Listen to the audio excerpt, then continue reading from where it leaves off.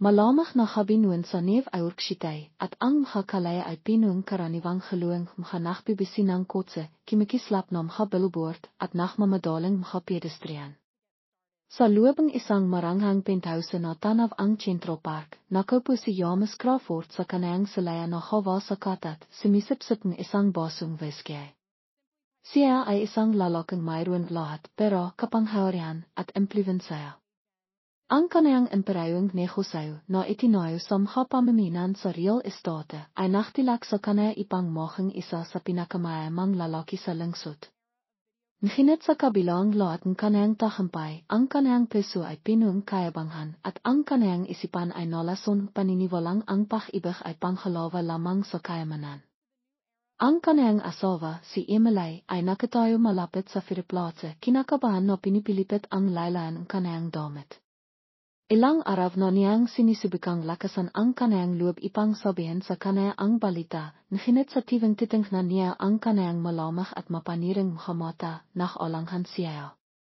Hayan pa man ngayong hobby, hindi na siya makapahintay. Himinga siyang malalim at imakpang pasulong. James, mayroon akong sasabihin sa iyo, malimanay niyang sabi. Bahaya siyang pinansin ni James, inikot-ikot ang whisky sa kanayang baso. Sige, sabi niya na may tunong walang pakialam. Ako ay bintis bilong niya nanginginig ang kanayang buses. Sandali na tahimik. Ibinaba ni James ang kanayang baso sa mesa at ibinalang ang kanayang tingin sa kanaya, hindi mabasa ang kanayang ekspresyon. Pagkatapos, sa halip na kakalakan upananabik, isang ngisi ang limitaw sa kanayang maka. Bintis ilit niya halos nang isyam. At siguro inasan mong maniwala ako na ang batang ito ay akin. Lumingkot ang puso ni Emily. James, ano ang sinasabi mo? Siyempre sa iyo ito. 3 taon na tayong kasal. Bakit ako magsisinungaling tungkol dito? Biglang tumayo si James, tinatakpan siya ang anino ang kanayang matayog na pahira. Iwag kang magpanghap na inosente, Emily. Binalan na akong aking ina tungkol sa iyo sa simula pa lang. Sabi niya na habol ka lang sa peraku at ngayon pinapatinaan mo siyang tama. Nalia ang mata ni Emily. Ang iyong ina, James. Hindi ako nagustuhan ang iyong ina. Gusto niya palagi na magpakasal ka sa isang tao na galing sa sarili mong social tirsle pero minahal kita kung sino ka, hindi dahil sa pera mo. Timawa nang mapait si James. Pag-ibig. Iwag mo akong patawanan. Nakikita ko na. Akala mo ang sanghol na ito ang magpapatatag ng posisyon mo sa bihay ko na magkakaroon ka ng permanenteng karapatan sa aking kayamanan. Imiling si Emily na hindi makapaniwala. Hindi ko gusto ang pera mo, James. Gusto ko lang ibahagi sa iyo ang kahalakan na ito. Akala ko magiging masaya ka. Imakpang si James papalapit sa kanaya, halos makalapit na ang kanilang maka. Hindi ako naktitiwala sa iyo, Emily, at hindi ko hayaan na bitahin mo ako sa pamamagitan ng isang bota. Ang kanayang mga kamay ay kisang paminta sa kanayang tiyan na para bang pinoprotektahan ang bihay na limalaki sa loob niya. James, parang awa mo na hiwag mo itong hawan pakisap niya. Anak natin ito. Ngunit nakapagtasasaw na si James. Kinapa niya ang kanayang bulsa at kinuha ang kanayang checkbook. Ito, sabi niya, nagmamadaling sumilat ng numero. Kinan mo ito at imalis ka. Hindi mo na kailangang mag-alala pa tungkol sa pera. Tinitahan ni Emily ang tsike na takot. Akala mo mabibili ako, sabi niya, nakabasag ang kanayang buses. Akala mo ipagpapalit ko ang anak ko sa isang pirasong popol. Timakas ang mukha ni James. Kung ayaw mo ang pera, imalis ka na lang ng walang dala. Pero hindi ka mananatili dito. Mag-impake ka ng makakamit mo at imalis ka na. Ang pagiging pinal sa kanayang buses ay nakpadama kay Emily panlalamig sa kanayang likod. Napagtanto niya noon na ang lalaking pinakasalan niya ay wala na kung nagkaroon man. Nang walang isa pang salita, tumalikod siya at naglakad patungo sa kwarto, tumitulo ang mga liha sa kanayang mukha. Nach impake siang isang malit no bach nangenginnig ang kanang hakamay. Itu ang kanang tahanan, ang lugar king son siya bimiyong makapangarap kasomania at ngayon siya ay pinalayas na parang isang estrangero. Nang limabas siya sa silid, si Jomes ay nakatayo sa tabing pinto, nakakris ang kanang makabraso. Iwak ka nang babalik malamang niyang sabi. Tinignan siya ni Emily sa haling pakakaton, imosang makita kahit isang bahang paksisisi sa kanang makamata, nginit wala. Sa mabigat na peso, tumalikot siya at naklakat sa malamang na gabi. Wala siyang mapintahan. Ang kanayang pamilya ay nasa Chicago, napakalayo at wala siyang makakaibigan sa lungsod. Naklakat-lakat siya sa makakalayan Manhattan, ang makailawang niyon at matong makataw ay isang malipit na kaibahan sa kawalan na kanayang nadarama sa loob. Inawakan niya ang kanayang tiyan, bumibilong, alahan kita, anak ko, kahit anong mangyari. Hindi ko hayaan na maktisa ko. Habang limilipas ang mga oras, inti-inteng bumabon sa kanaya ang katotohanan ng kanayang sitwasyon. Wala siyang tahanan, wala siyang pera, at wala siyang malalapitan. Ngunit mayroon siyang isang bahay na mas mahalaga, ang kanayang determinasyon. Timangha siyang hayon ang kalipitan ni Jomes na sirain siya. Siya ay mabibihay.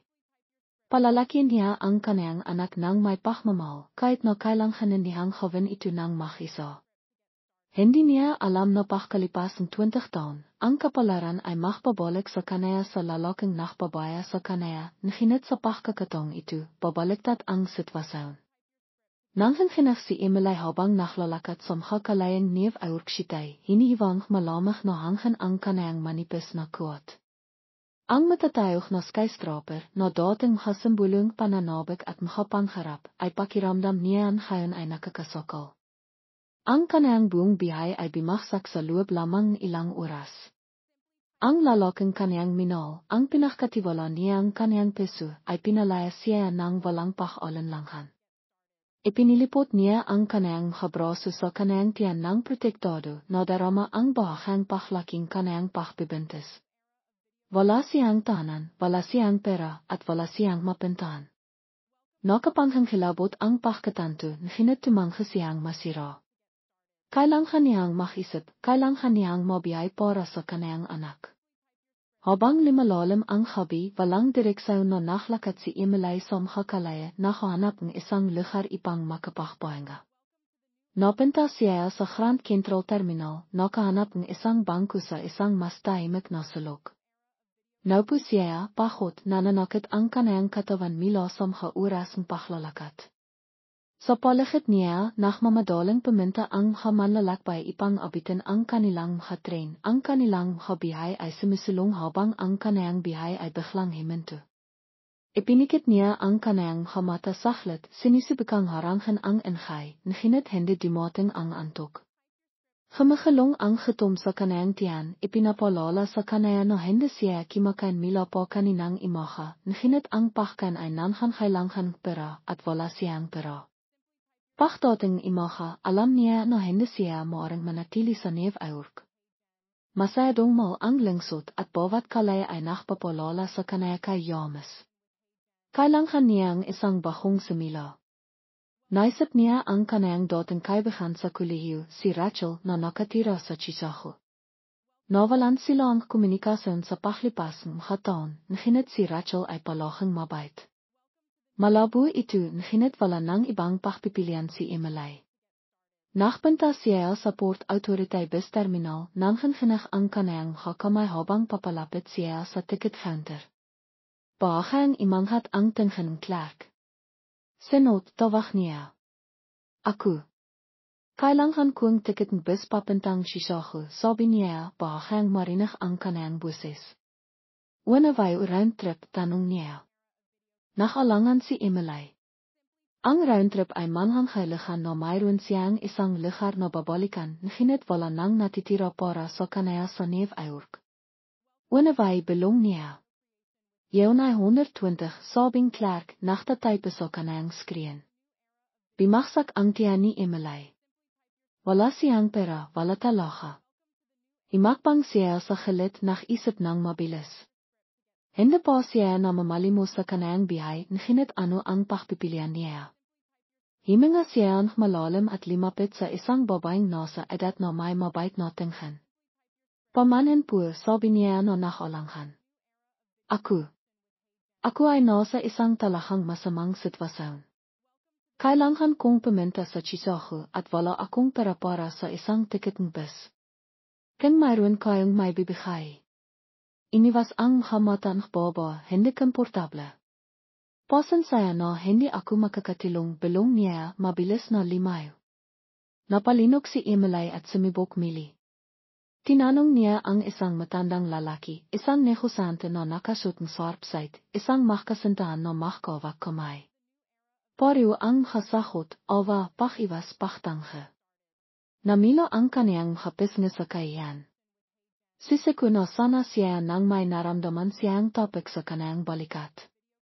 Limangon siya at nakita ang isang matangkat, payat na lalaki na may mababait na mata. Makang nakita na niya ang kaniyang bahaging makapahirap. Chisahu at sabi niya. Limaki ako doon. Mahkano ang kailangan mo. 120 sabi niya na iya. Tumanga ang lalaki at kiniha ang kaniyang wallet. Iniabot niya sa kanya ang eksaktong halaga ng walang pag-alinlangan. Nasa sitwasyon din ako nakatilat sa iyo dati, sabi niya. Ipahako mo lang sa akin na babayaran mo ito kapag kaya mo na. Napinanglia ang mata ni Emily. Ipagkakatiwala ko panghako niya. Salamat. Wala kang ideya kung ano ang ibig sabihin nito sa akin. Pagkalipas ng isang oras, nasa bus na siya, pinapanood na naklalaw ang lungsod sa likiran niya. Habang dimadami ang hamalaya, naisip niya ang naghintay sa kanya. Hindi niya alam kung papatilian siya ni Rachel. Hindi niya alam kung paano siya mabibihay. Nginit sa inang pagkakataon mila nang pinalaya siya ni. Yamas nakaramdam siyang isang bahang pag-asa. Nang iminto ang bus sa Chichago kinabukasan, nakaramdam si Emily kaba.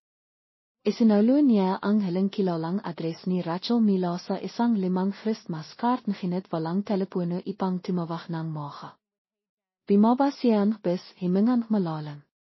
Malamig ang hangin at ang lungsod ay puno ng bihay. Iba ang Chichago sa New York, hindi ganong makintab nginit sa paniman mas mainit. Simakay siyang taxi sa natitira niyang pera at ibinigay ang address ni Rachel. Habang dimaron ang kotse sa makalayang lungsod, sinibikan niyang pakalmain ang kaniyang nervyos. Nang makarating sila sa isang katamtamang kasaling apartment sa Lincoln Park, nakalanghan si Emily. Paano kung limipat na si Rachel? Paano kung hindi siya nito malala?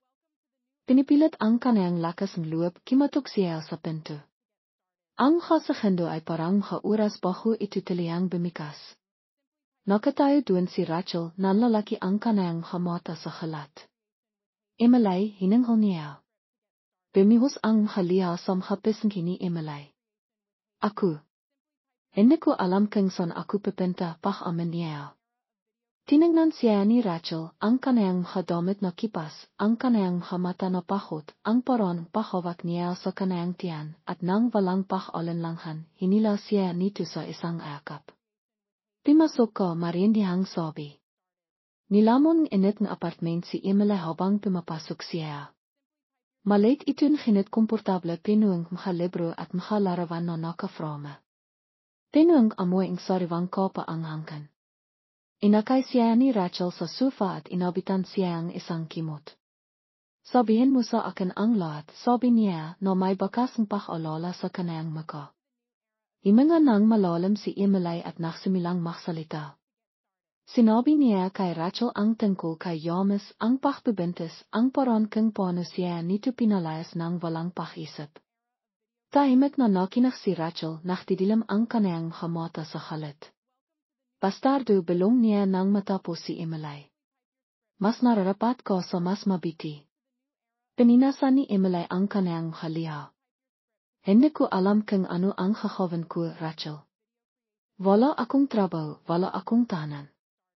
Hindi ko kayang palakihan ang sanghol na ito sa kalaya. Inawakan ni Rachel ang kaniyang kamay. Hende kanach isa. Mari kang manatili de tu hanghat kailang han mo at aysen natin ang habagay ng mahkasama. Sa inang pagkakataon sa loob ng ilang araw naramdaman ni Emily na bumaba ang bigat sa kanyang dibdib. Hindi siya nach isa. Mayroon siyang isang kaibigan at maral mayroon siyang isang pagkakataon ipang milang itayo ang kanyang bihay. Ang araw ay noong halingho at si Emily ay inti-inting nagsimilang at sa kanyang bahong katotohanan sa Chicago. Ang maliit na apartment ni Rachel ay noong kanyang ligtas na kanlinghan, isang lugar kung saan siya maaaring himinga ng walang takot na mapalayas. Tivang imaha, gigising siya sa amoying sariwang kape, ang tinuhong trapiko sa lingsot na dimadaan sa mga bintana at ang nakakaliw na presensya ni Rachel na noong higit pa sa isang dating kaibigan. Siya ngayon ay pamilya. Ngunit sa kabilang init at kabaitan na inalok ni Rachel, alam ni Emily na hindi siya maaaring imasa sa kanyang magpakailanman. Kailangan niyang tumayo sa kanyang sariling hapa, mahanap ng isang paraan ipang suportahan ang kanyang sarili at pinakamahalaga, mahanda para sa pagdating ng kanyang anak. Ang kanyang inang hamon ay ang pahanap ng trabaho. Dahil walang ipon at walang degree sa kolehiyo, limitado ang kanyang pagpipilian. Fanihol niya ang kanyang araw sa paglalakat sa mga kalayan dovdom Chicago, nakpipino ang mga aplikasyon sa mga kafe, dinner at retail store. Mabilis na dimating ang mga paktanghe, ang ilan ay mahalang, ang iba naman ay nakpapawalang sala.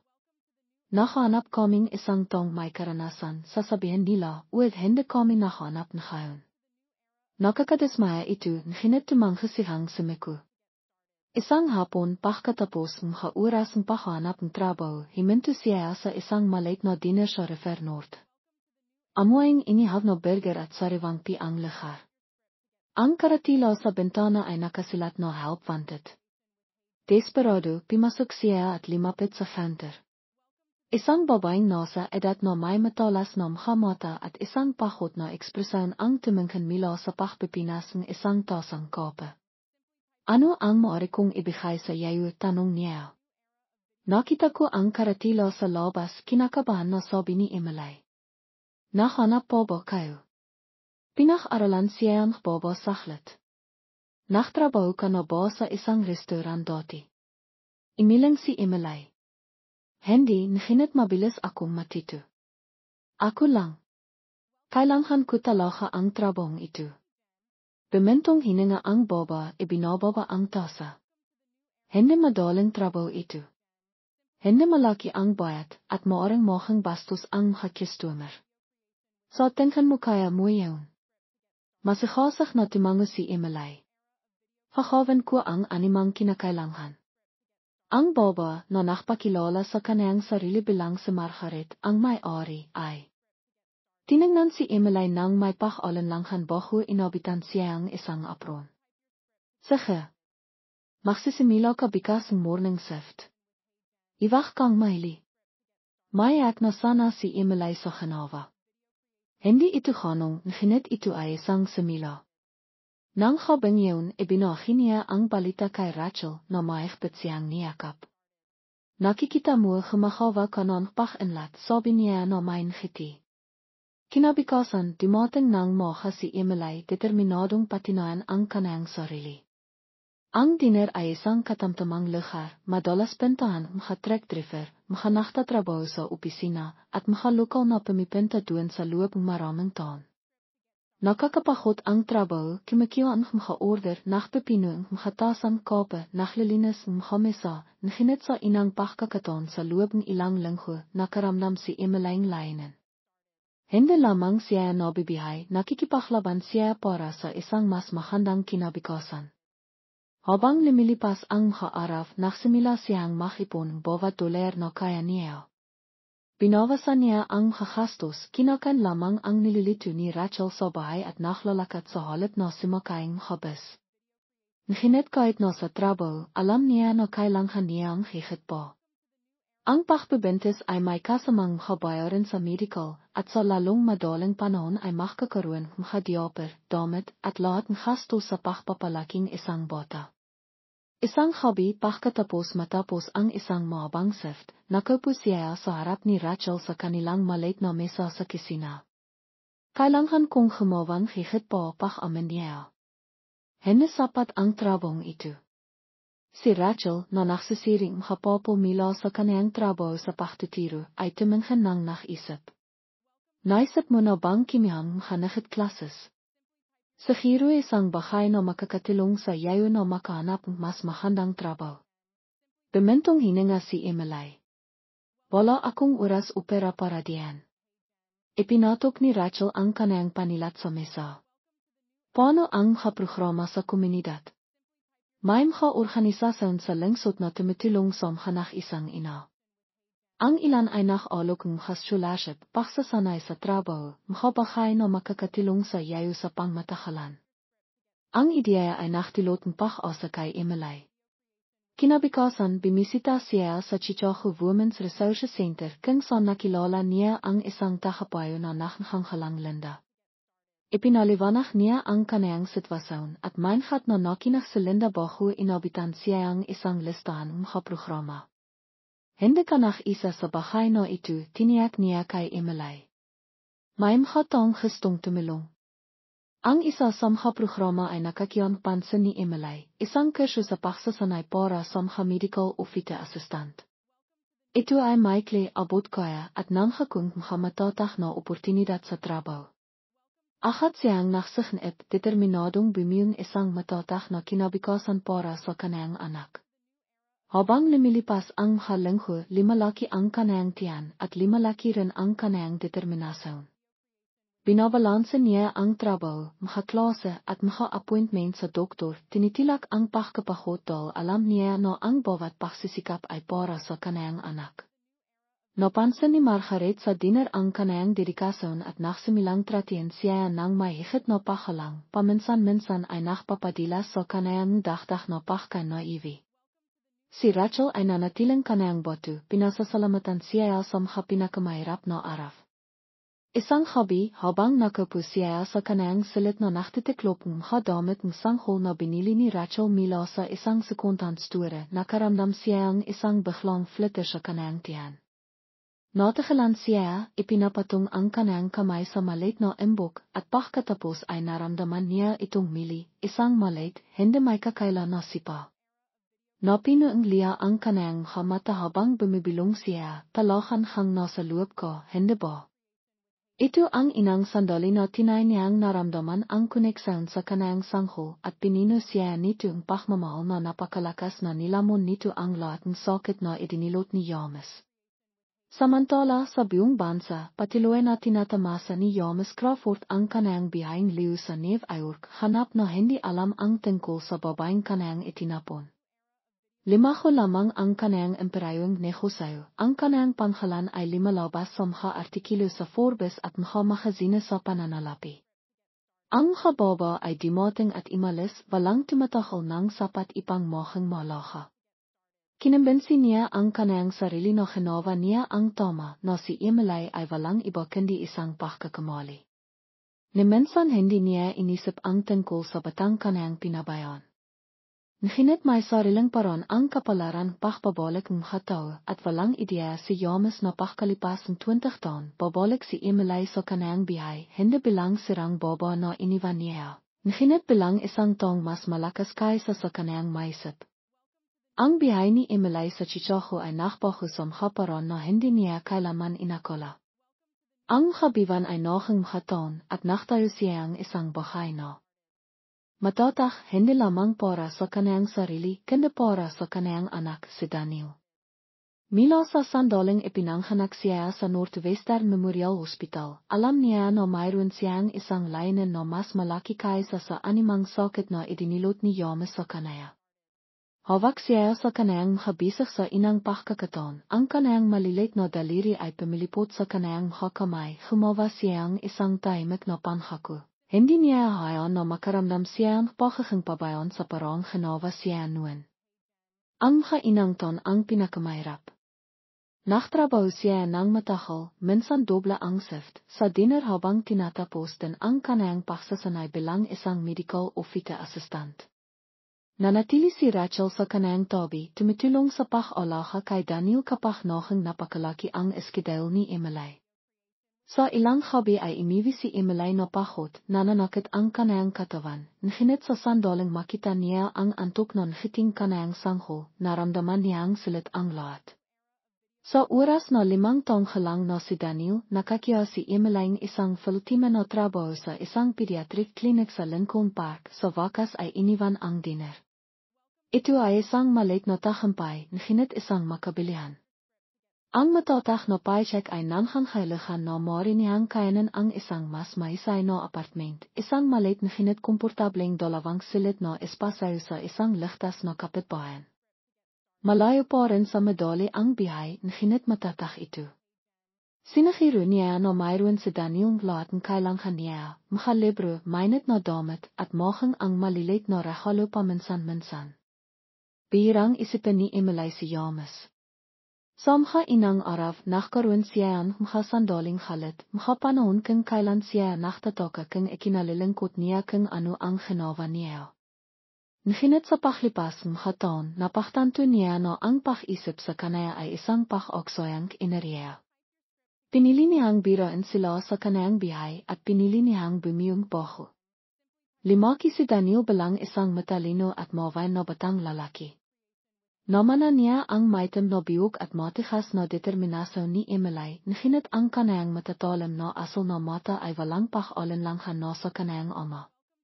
Hindi kailanman itinaho ni Emily ang katotohanan sa kanaya.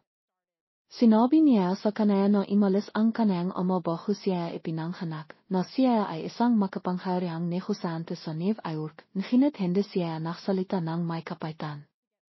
Ang ilang mga tao ay kumakawan kumapakpili na hindi na nila mababawi, sabi niya, ngunit hindi iyon ang himihibok kung sino ka. Hindi nagtanong si Daniel tungkol kay Yamas. Para sa kanaya, ang kanayang ina ang kanayang buong mundo. Inanghan niya ang kanayang lakas, ang kanayang katatahan, at ang paraan kung paano siya lahing nakawang himitikait kano pa siya kapahot. Pagsapit ni Daniel sa edad na 18, siya ay naging lahat ng pinangharap ni Emily, isang responsable, ambisyoso na binata na may matalas na isip at pisong pinong kabaitan. Natanghap siya sa Columbia University, isang sandali na pamino kay Emily parang pagmamalaki at takot. Ang pagpapalam sa kanaya ay ang pinakamayarap na bahay na nakawa niya, ngunit alam niyang karapat-dapat siya sa pinakamaisay na mapagkakataon. Sa araw na inihatid niya siya sa New York City, niyakap niya siya ng mahigpit, at bimilong, himayo ko at makiwan iyong marka sa mundo, mahal ko. Nangako siyang tatawag araw-araw at habang pinapanood niya siyang naklalaw sa karamihan mga estudyante, naramdaman niya ang parang bigat ng kanayang mga sakripisyo at ang kahandaan ng kanilang binyo ng magkasama. Samantala, ang biyahe ni Yamas Crawford ay timak sa ibang direksyon. Ang kanayang tagumpay sa real estate ay imabot sa mahabahong taos na ginawa siyang isa sa pinakamayamang tao sa New York, ngunit ang tagumpay ay may kakibat na halaga. Sa paglipas ng mga taon, 2 beses siyang napakasal at parang naktapos sa mapait na dibosyo. Mayroon siyang mga anak mula sa parang pag-asawa, ngunit halos hindi nila siya kinakusap. Ang kanayang imperyo ay nagbigay sa kanayang kayamanan na hindi masikat, ngunit walang tinay na kaligayahan. Palagi niyang isinasantabi ang nakaraan, ibinawan ang mga alala ni Emily ng malalim sa kanayang sarili, naniniwalang ang kanayang ginawa ay kinakailangan. Sinabi niya sa kanayang sarili na siya ay nakapagpatuloy na siya ay wala ng iba kundi isang kabanata na matagal na niyang isinara, ngunit ang tatana ay may sariling mga plano.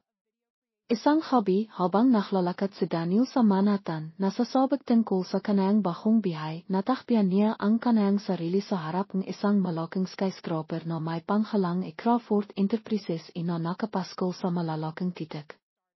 Narinig na niya ang panghalan dati, nabanggit itong kanayang ina noong siya ay bata pa. Nakalap ang pakisisa sa kanayang loob at sa inang pagkakataon sa kanayang biyahe, naramdaman niya ang isang napakalaking pagnanais na malaman ang higit pa tungkol sa lalaking nakiwan sa kanila.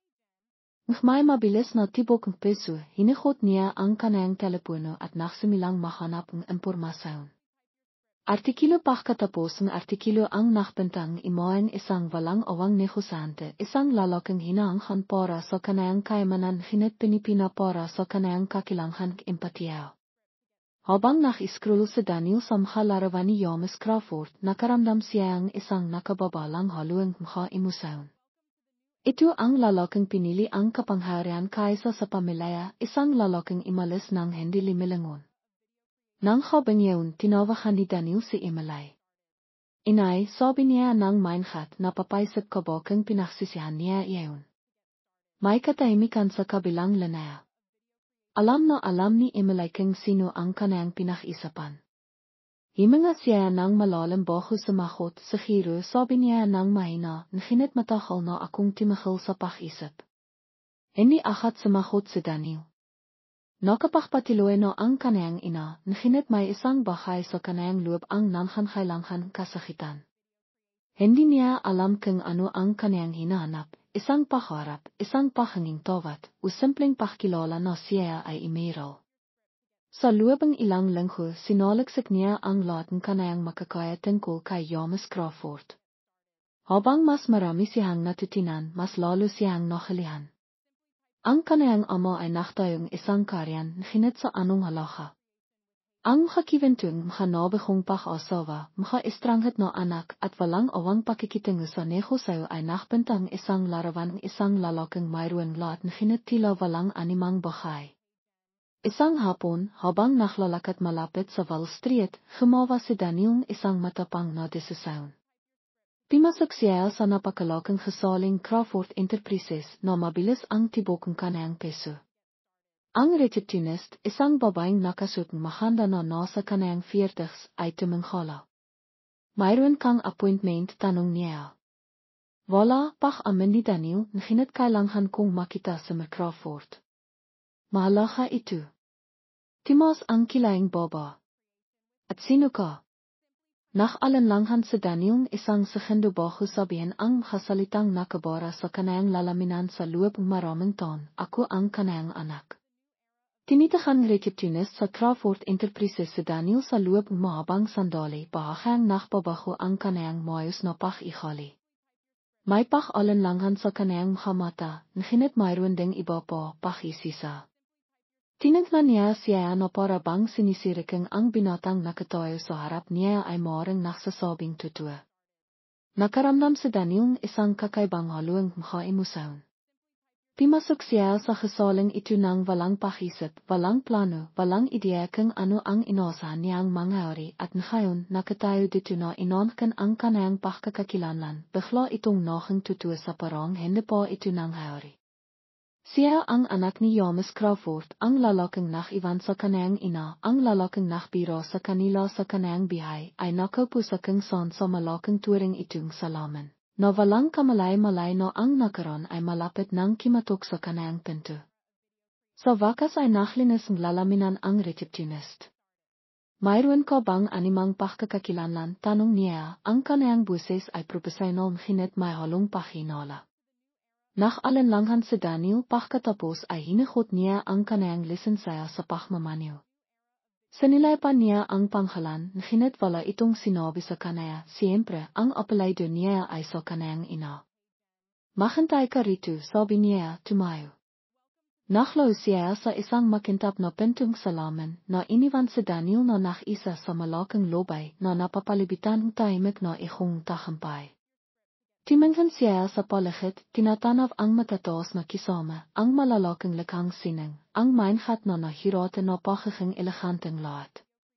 Ito ang mundong itinayong kanayang ama, ang mundong pinili niya kaysa sa pamilya.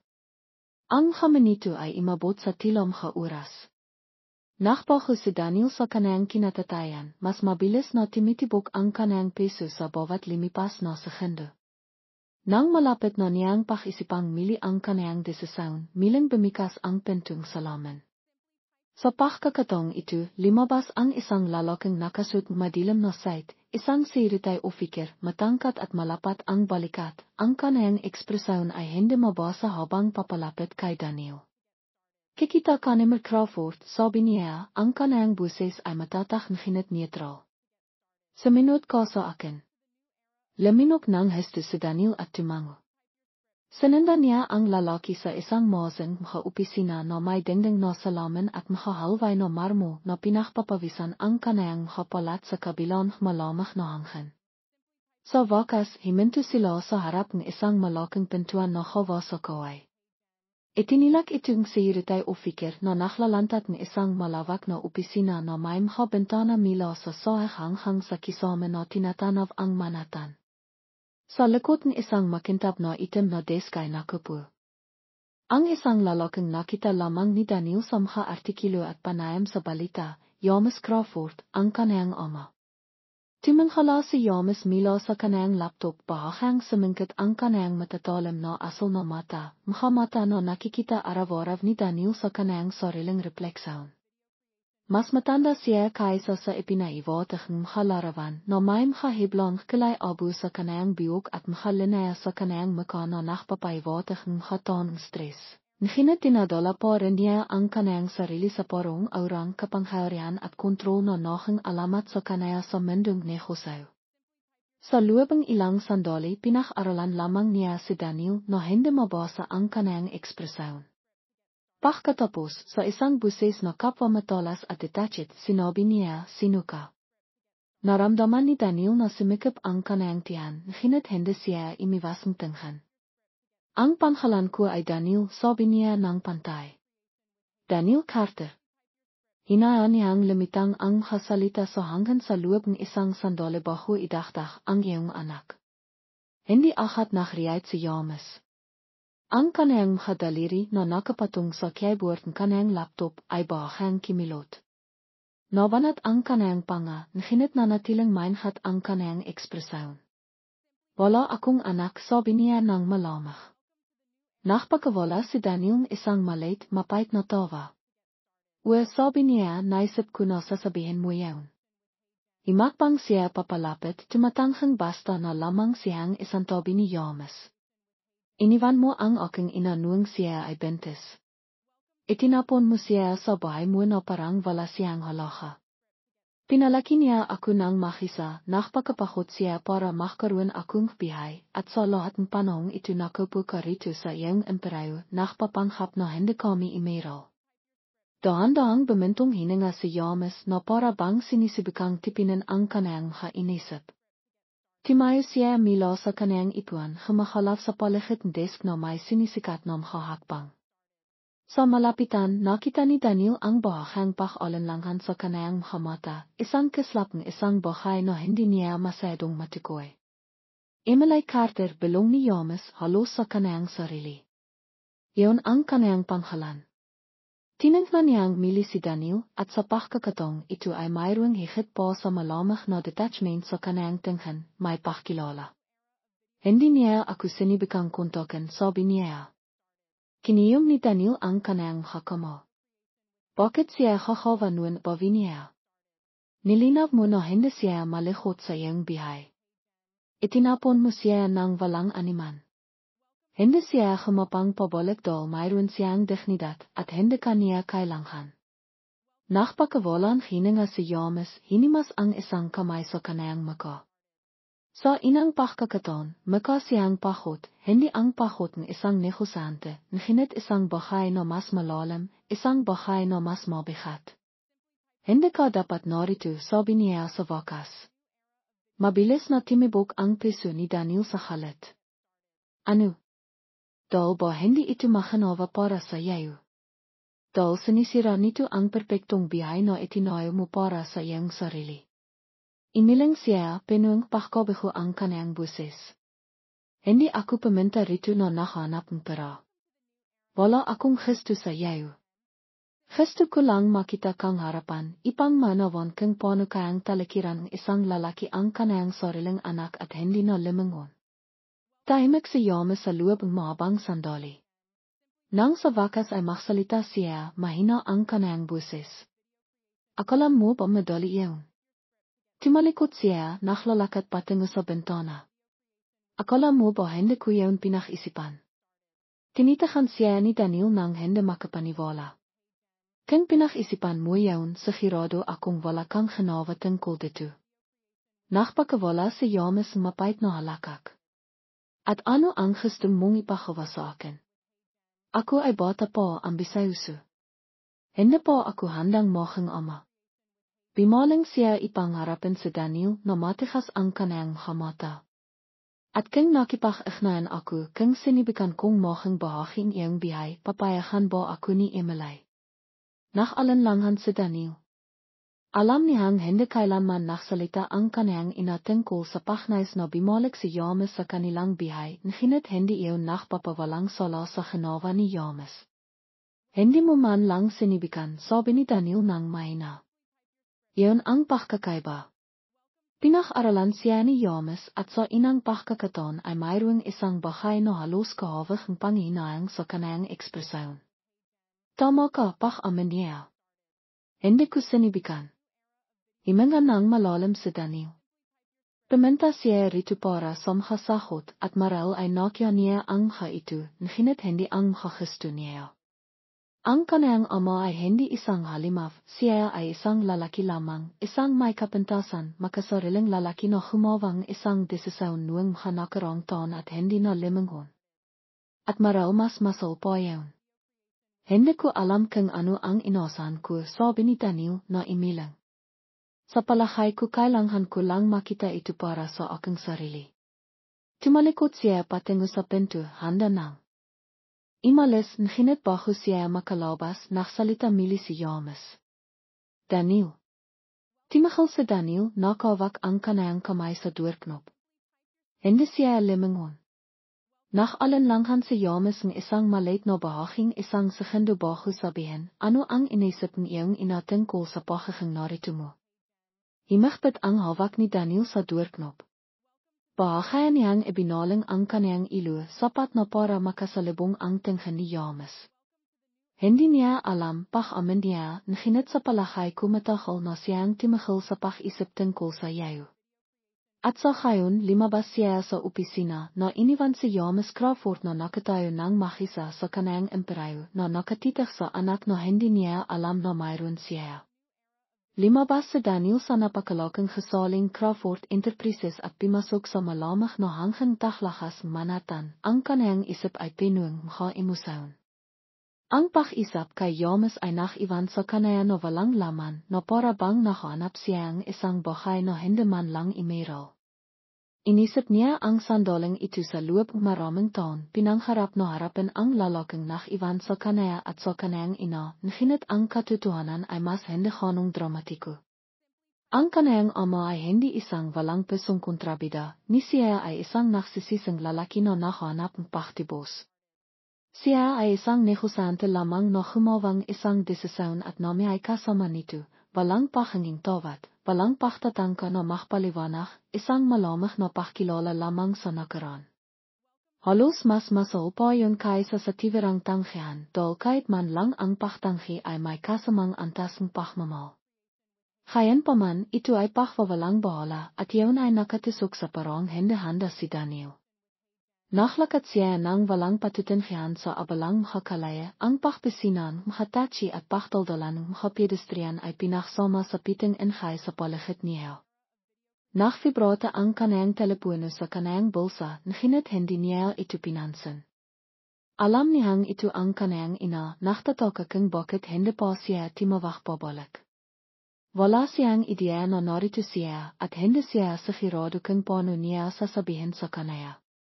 Makakalit ba siya, madidismaya, o basta ililing niya ang kanayang ilo at sasabihin, sinabi ko na sa yayo, diba? Hindi po handa si Daniel para sa alinman sa mga reaksyon niyon. Kailangan niyang oras ipang iproseso ang lahat mina. Sa kalaunan, natakpian niya ang kanayang sarili sa Central Park, kung saan siya imipo sa isang bangko na nakatanaf sa lava. Ang puskong hanggan ay nakdalang amuing mga nalaklak na daon at dimon ang mga yoker na nawala sa kanilang sariling mundo.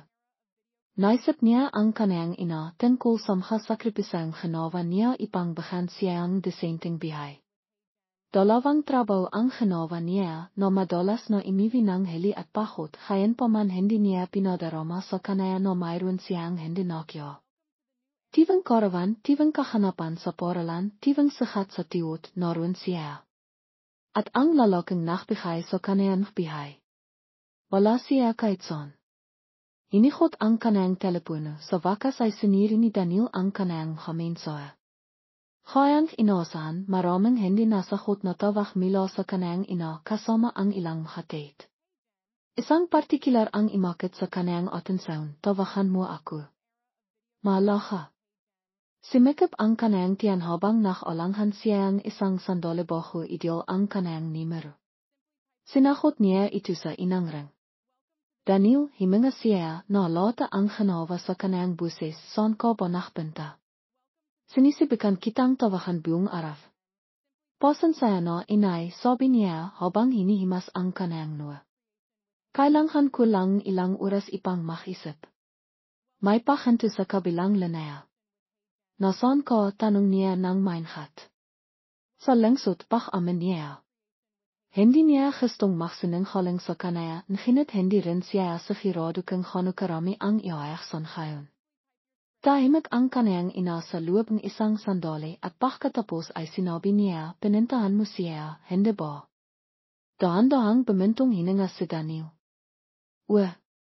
Suminot ang isang mahabang katahimikan. Nang magsalita siyang mili sa wakas, ang kanayang buses ay mas malambot, halos nakpapasaya na. Inakala kong sa kalaunan ay kakawan mo.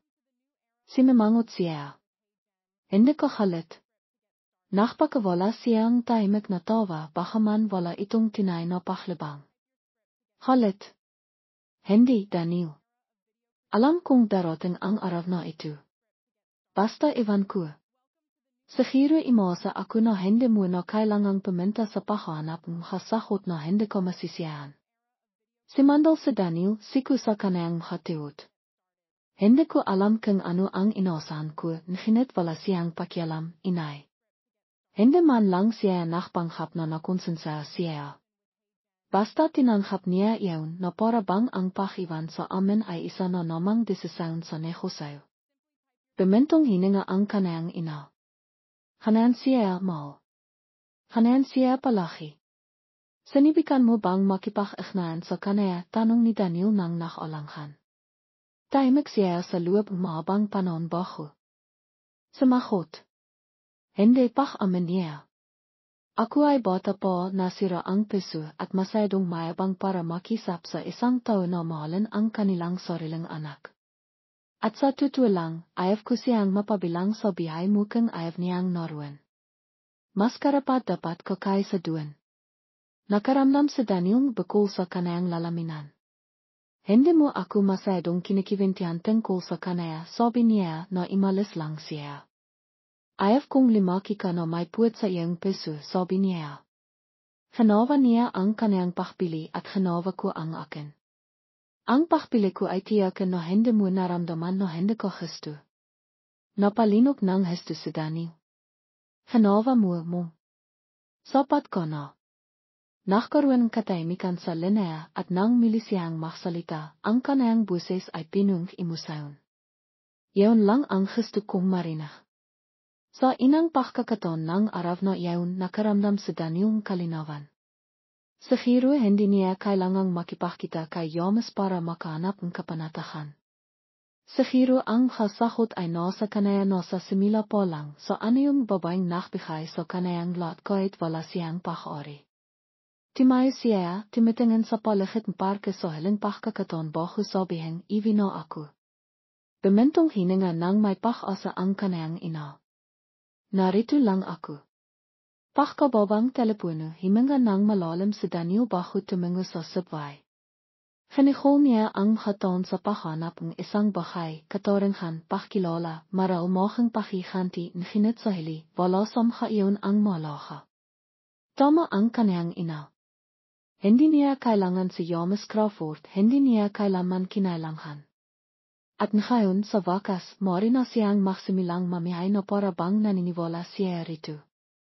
Naupo si Daniel sa katahimikan ng kanayang maliit na apartment sa Brooklyn, nakatitak sa malabong liwanag ng kailawang lengsot sa labas ng kanayang bintana.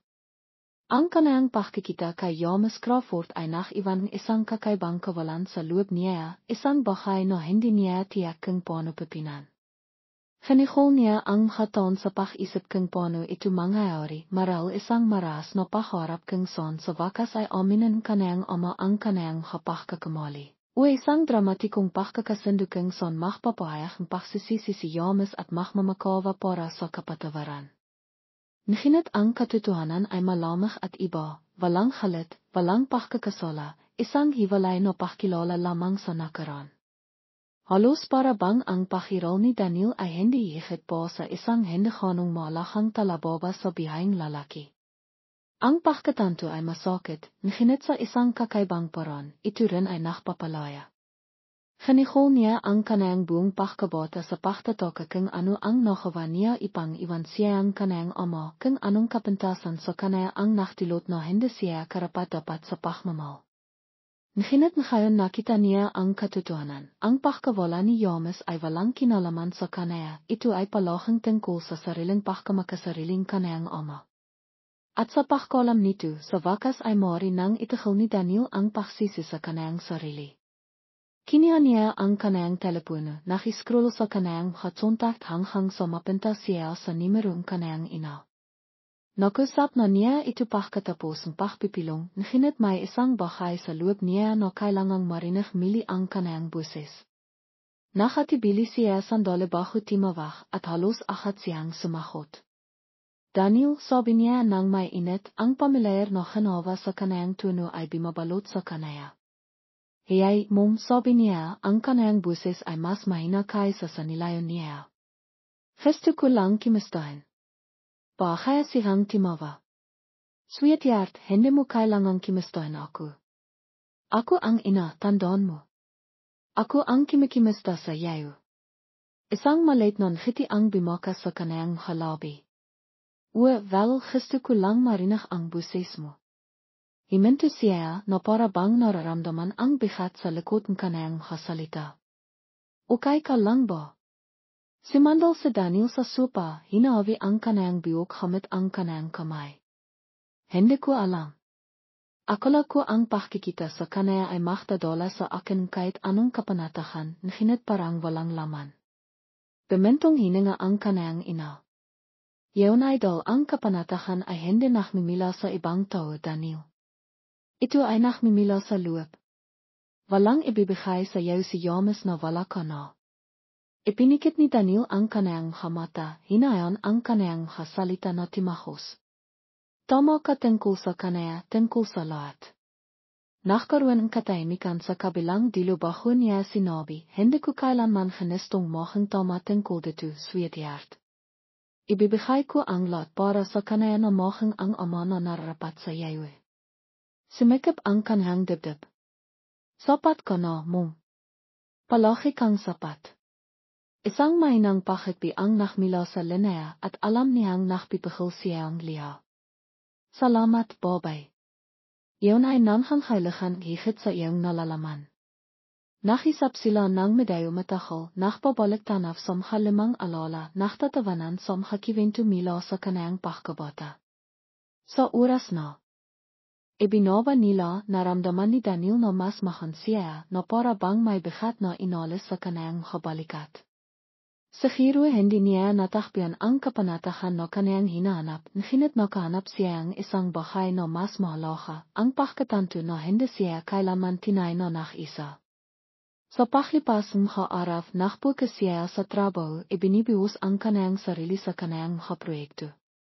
Siya ay isang financial analyst sa isang maliit na kumpanya, malayo sa kayamanan at kapangyarihan na hawak ng kanayang ama, ngunit ipinakmamalaki niya ang bihay na kanayang itinayo.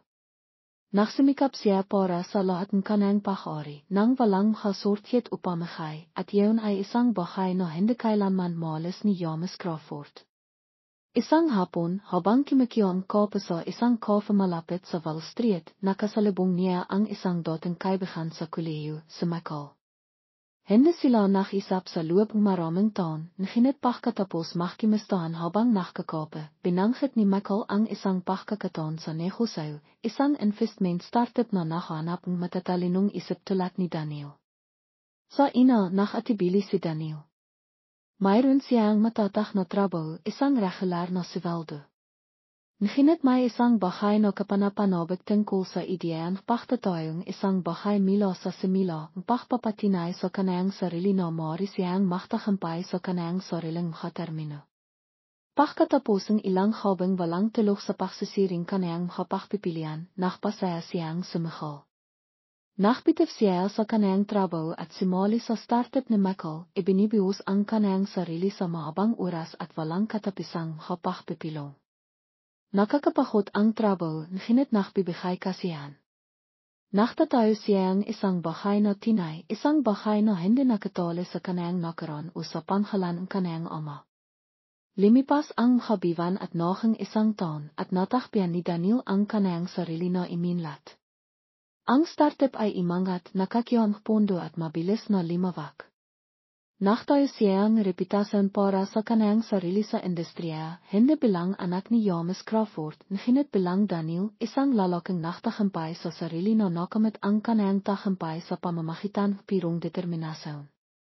Isang hobby habang nakaanda siya para sa isang malaking pagpipilong hamamiminan, nakatanggap siyang isang hindi inaasahang email. Ito ay mula sa isang mamamahayag na naktatrabaho sa isang tampok tungkol sa matagumpay na negosyante na may natatangang background. Binanggit ni email si James Crawford na nakpapaywatig na alam ng mamamahayag ang tungkol sa koneksyon ni Daniel sa kanaya. Kimirot ang kanayang tiyan sa pag-isip na ang kanayang nakaraan ay hila sa spotlight. Sa loob ng mahabang panahon, tinitahan niya ang screen naktatalukang sa sagot siya. Sa wakas, himinga siya ng malalim at naktyping sagot. Pinananatili niyang simple at diretso sa pinto, wala akong koneksyon kay James Crawford. Ang aking kiwento ay akin. At sa inang pagkakataon sa kanayang bihay, tinay siyang naniniwala rito.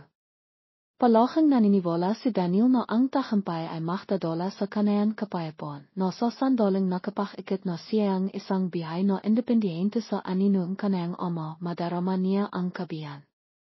Ngunit kahit na iminlat ang kanayang startup at nakakiyang pakilala ang kanayang panghalan sa mga financial tirsling New York, isang tahimik na pagkabahabak ang nanatili sa loob niya.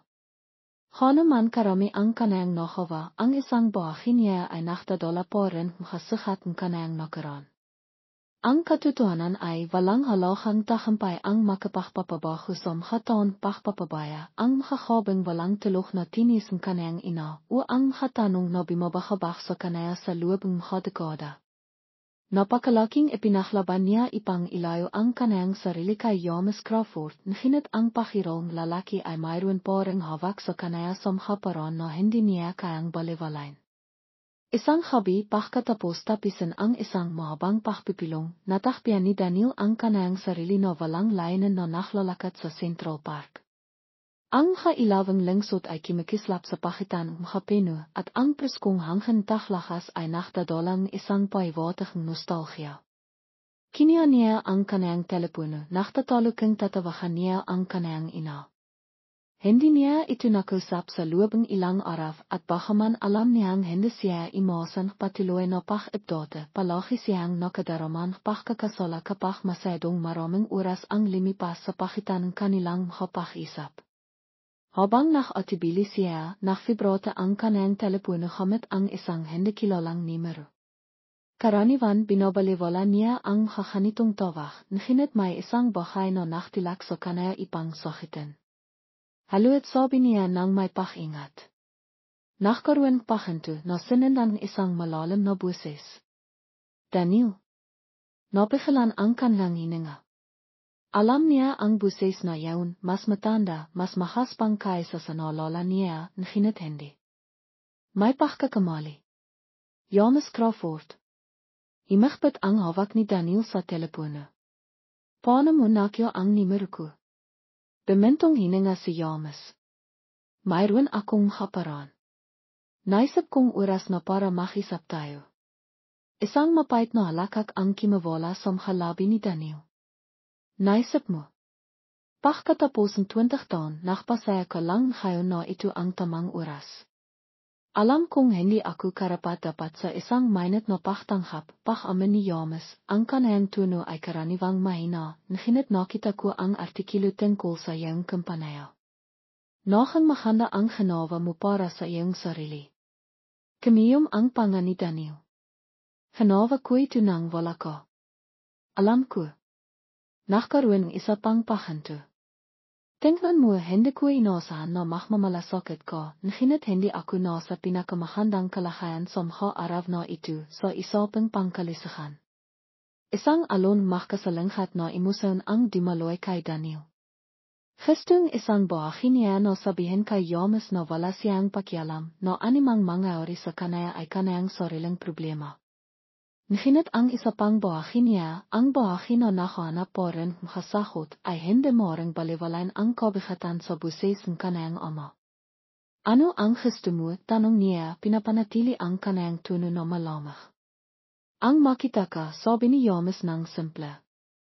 Isang pakisap. Yaon lang ang hinihiling ko. Nakatibili si Daniel. Bawat instant ay sumisakap sa kanya ipang imalis, ipanghayan ang nakaroon na manatiling nakalibing. Ngunit may isang bahay na nakakabahabak tungkol sa paraan pagsasalita ni James na para bang ito na ang kanyang tanging pagkakataon ipang makyo ang kapanatahan na kanyang hinahabol sa buong bihay niya. Sige, sabi ni Daniel. Isang pakisap, ngunit ako ang pipiling lugar. Sumang-ayon si James ng walang pag-atibili at nakayos silang makita sa susunod na hobby sa isang tahimik na restaurant sa Manhattan. Ganihol ni Daniel ang buong hobby sa pakikot at pag-alala, nagtatanong kung gumagawa siyang pagkakamali. Ngunit nang dumating ang imahe, alam niyang kailangan niyang ituloy ito. Halos walang laman ang restaurant nang dumating siya, ang kanyang nerbiyos ay nasa gilid habang sinisiri niya ang silid. Pagkatapos ay nakita niya siya. Si James Crawford nakaupo sa isang sulokong mesa. Iba ang hitsirang lalaki mula noong haling nakita siya ni Daniel. Ang kanyang dating makapangyarihang katawan ay pimayat, ang kanyang mukha ay may mahalinayang edad, at isang bahay na mas malalim pagsisisi, maral. Imipo si Daniel sa tapat niya, pinapanatili ang kanyang ekspresyon na hindi mabasa. Kaya magsalita ko. Himinga ng malalim si James. Nakakawa ako maraming pagkakamali. Hindi ako magtadalan para sa kanila. Ngunit ang iwanan ko at ang iyong ina iyon ang pinakamasama. Imirap si Daniel. Hindi mo pwedeng sabihin yan ngayon. Mayroon kang 20 taon para ayusin ito. Tumango si James. Tama ka. At hindi ako imasang kapatawaran, ngunit gusto kong magpaliwanag. Tumingin siya sa kanyang kamay na para bang tinitipon ang kanyang inisip. Nang magbintis ang iyong ina, natakot ako. Hindi sa pagiging ama, kundi sa pagkawalan bihay na aking itinayo, ang aking karera, ang aking estado. Ako ay makasarili. Akala ko maaari kong birain ang aking pagkakamali sa pamamagitan ng pagtakas sa kanila. Sumikip ang dibdib ni Daniel. Hindi ka lang tumakbo. Sinira mo kami. Nahirapan ang ina ko sa loob ng maraming taon habang ikaw ay namimihay ng maliw. Alam ko, sabi ni James ng tahimik, at pinagsisisihan ko ito araw-araw. Daan-daan siyang himinga.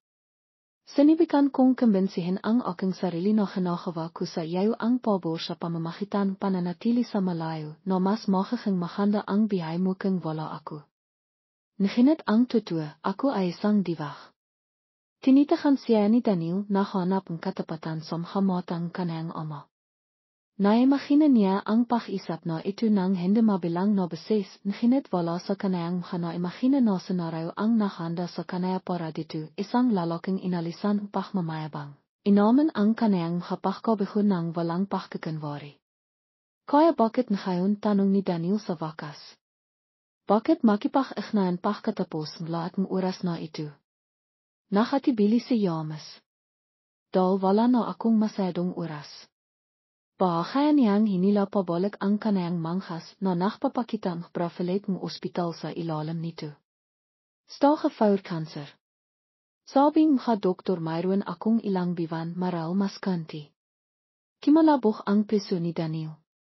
Genigol nie ang buong bihay niya sa pagkami sa lalaking ito, kinamamihan siya sa sakit na kanayang edinilot at ngayon sinasabi sa kanaya na si James Crawford, ang ama na hindi niya tinay na nakilala ay mamamatay na.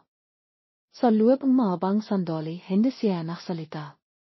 Pagkatapos, sa isang buses na halos hindi marinig, nagtanong siya, ano ang gusto mo sa akin? Sinalubong ni James ang kanayang tingin. Hindi pero, hindi awa, pagkakataon lang na makilala ang aking anak bago mahili ang lahat. Naramdaman ni Daniel na may isang bahay sa loob niya na pumitok, ang mga pader na itinayo niya ng mindset sa loob ng maraming taon ay nagsisimilang imiha. Hindi niya alam kung mapapatawad niya si James. Hindi niya alam kung gusto niya. Ngunit may isang bahay na nagsasabi sa kanya na ang pahlayon ngayon ay hindi mawawala ang sakit. Naupo si Daniel sa katahimikan kanayang apartment sa New York, nakatitig sa skyline ng lungsod sa pamamagitan ng malalaking glass windows. Ang pagpupulong sa kanayang ama ay nakiwan sa kanaya sa kahilihan, isang haluang halit, pagkalito, at isang bahay na hindi pa siya handang panghalanan. Palagi siyang naniniwala na kung makikita niyang mili si James Crawford, wala siyang madarama kundi halit. Naimagina na niya ang paharap ng napakaraming beses, nakatayo siya ng matangkat, matagumpay, itinapon ang kanayang hanakawa sa mukhang kanayang ama, pinagsisisihan siya sa bawat sandali na pinili niyang iwanan sila. Ngunit ang katotohanan ay mas komplikado. Ang kanayang ama ay isang lalaking mamamatay na inalisan ang kanayang pagmamayabang, nakaharap sa diluang kanayang bihay na may bigat ang kanayang kapagsisisi na pumipindot sa kanaya at binago nito ang lahat. Hindi mapakali ang saminot na ilang araw. Inilabang ni Daniel ang kanayang sarili sa trabaho, di madalo sa mga pagpupulong, namhan kasiwang mga pamiminan, ani pa man ipang pigilan ang kanayang isip sa paghala pabalik kay James. Ngunit hanuman niya sinibikan na itilak ito palayo na natili ang inaisip, ang kanayang ama ay mamamatay na, at mayroon lamang siyang maliit na bentanang oras ipang makpasaya kung hayaan niya siyang imalis na may mga hindi nasasakot na tanong upayahan ang kanayang sarili sa pagkakataong makilala ang lalaking himibok sa kanayang bihay sa pamamagitan ng pagkawala. Tinawagan siya ang kanayang ina, si Olivia, na nararamdaman na may mali. Hindi pa niya alam ang tungkol sa pagpupulong at hindi sigurado si Daniel kung paano ito dadalhin. Napakarami na niyang pinagtanan, ngunit kailangan isang bahagi niya na marinig ang kanayang buses, kailangang palalahanan ang babaeng nakpalaki sa kanaya ng hindi na limangon pa.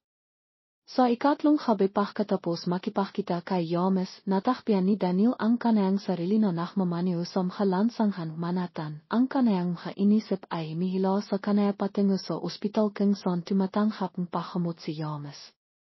Hindi niya alam kung ano ang ginagawa niya o kung bakit siya pupunta doon, ngunit may isang bahay sa kanaya na tumangkin na bimitaw.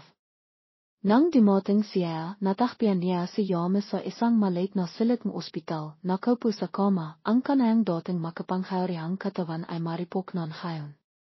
Makang tinay na nakilat ang mas matandang lalaki nang makita siya, ang kanayang pakot ng mga mata ay similaing ilang sandali.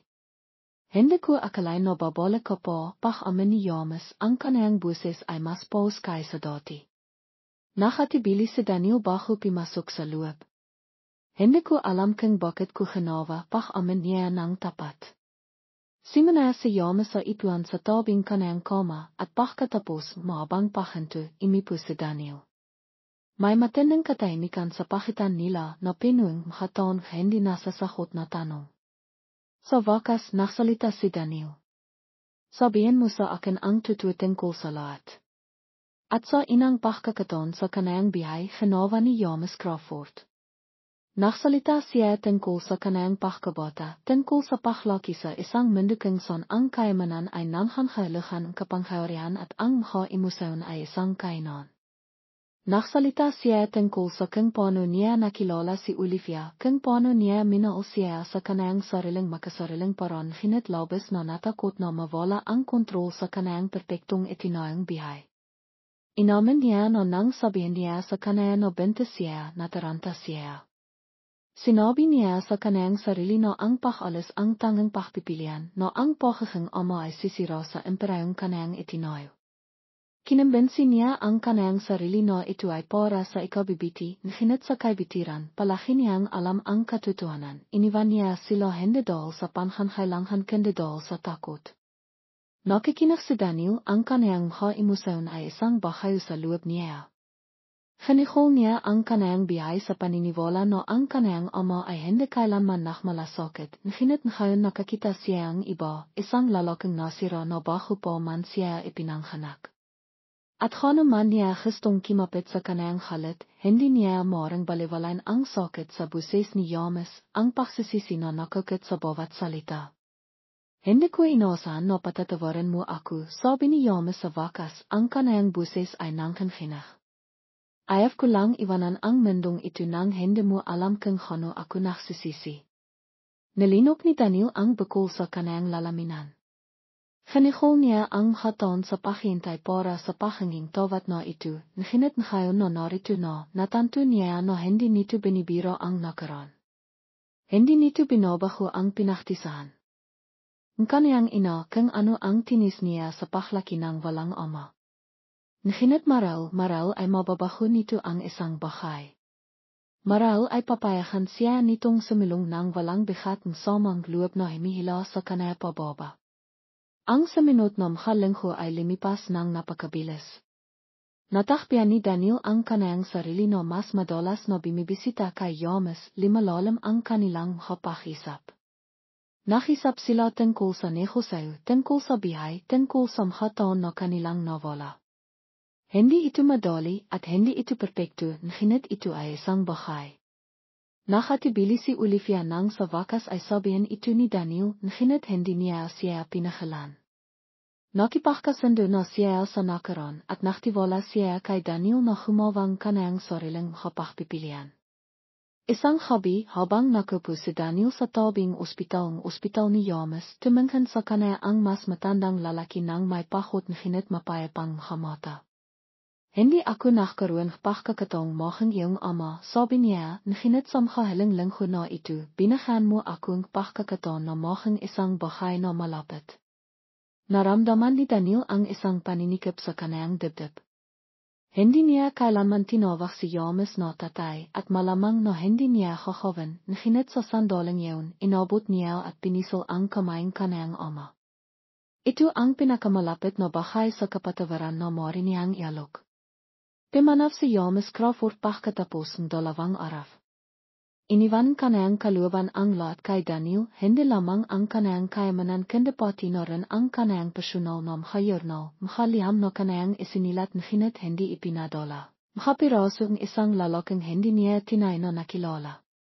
Sa ina, hindi alam ni Daniel kung ano ang kakawin dito, ngunit sa paglipas ng panahon, natakpian niya ang kanayang sarili na nakpabasa sa mahapahina na nainawan ang kanayang ama sa mahaparan na hindi niya nakawa dati.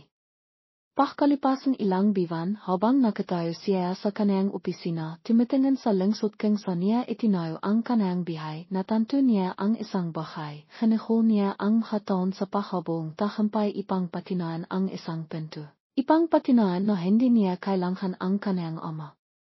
Ngunit ngayon, sa inang pagkakataon, hindi na siya tumatakbo.